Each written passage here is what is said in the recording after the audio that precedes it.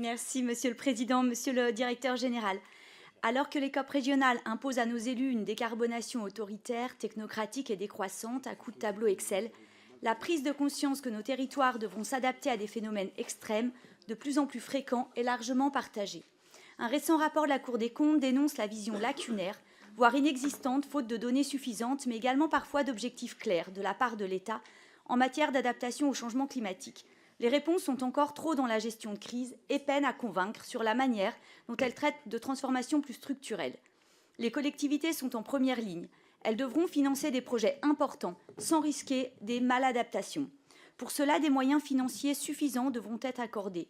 Les premières enveloppes dédiées à l'adaptation à travers le Fonds vert ont encore trop peu d'impact au vu du nombre de projets réellement financés.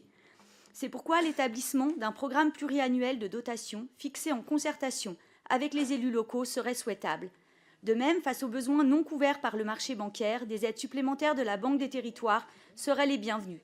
Enfin, un assouplissement sur les délais d'amortissement permettrait de maintenir les capacités d'emprunt des territoires. L'évolution va coûter cher. Autant ne pas l'alourdir avec des normes et règles supplémentaires.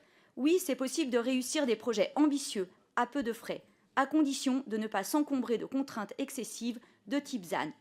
Enfin, le CEREMA, qui se veut l'établissement de référence pour l'adaptation des territoires au changement climatique, a vu ses moyens renforcés grâce aux sénateurs, avec 15 ETP supplémentaires, une première depuis 2014. Le projet de plan national d'adaptation promis par le gouvernement doit passer par une montée en pertinence de l'accompagnement des élus.